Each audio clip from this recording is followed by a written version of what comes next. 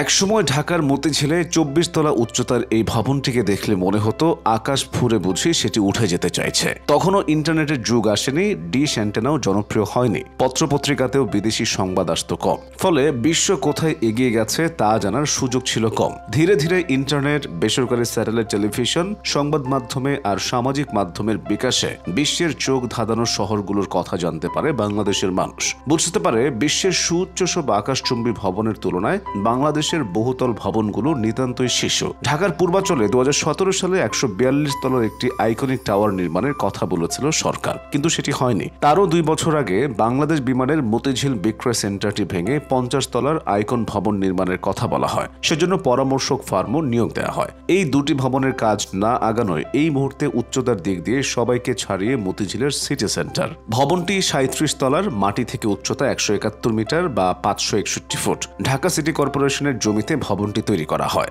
ঢাকার গুলশান এভিনিউ নির্মিত হচ্ছে হিলটন ব্র্যান্ডের একটি বহুতল হোটেল। এটিও ৩৭ তলা বিশিষ্ট, তবে উচ্চতায় সিটি সেন্টারের চেয়ে কিছুটা কম। ২০২০ সালে নির্মাণ কাজ শুরু হওয়া ভবনটি ১৫২ মিটার বা ৪৯৯ ফুট উঁচু হবে। আগামী বছর এটি চালু হবে বলে আশা করা হচ্ছে। বাংলাদেশের আর্থিক খাতের নিয়ন্ত্রক সংস্থা বাংলাদেশ ব্যাংক ভবন আছে তালিকার ৩ নম্বরে। ৩১ তলা ভবনটির উচ্চতা ১৩৭ মিটারের কিছুটা বেশি বা ৪৫০ ফুট। এর অবস্থান মতিঝিলের শাপলা চত্বরের পাশে বাংলাদেশ ব্যাংক কমপ্লেক্সে। গুলশান এভিনিউর MG1 গুলশান ভবনটিতে বাংলাদেশ ব্যাংক ভবনের তুলনায় একটি ফ্লোর বেশি, তবে ৩২ তলা ভবনটি উচ্চতায় কিছুটা কম। এটি ১৩৪ মিটার বা ৪৪০ ফুট উঁচু। ৫ নম্বরে আছে আজিজ কোর্ট ইম্পেরিয়াল। এই ভবনটি চট্টগ্রামে অবস্থিত। এটিও ৩৭ তলার, তবে উচ্চতা ১২৮ মিটার বা ৪২০ ফুট। অর্থাৎ সিটি সেন্টার আর হিলটন হোটেলে প্রতিটি ফ্লোরের তুলনায় এই ভবনটির ফ্লোরগুলোর উপরের দিক দিয়ে কিছুটা কম। তালিকার ৬ নম্বরে রয়েছে ঢাকার ইউনিক DCC ভবন। ঢাকা উত্তর সিটি কর্পোরেশনের জমিতে বোরাক রিয়েল এস্টেট এটি নির্মাণ করেছে। বোরাকের মাদার কোম্পানির নাম ইউনিক। ৩০ তলা ভবনটির উচ্চতা ১২১ মিটার বা ৩৯৭ ফুট।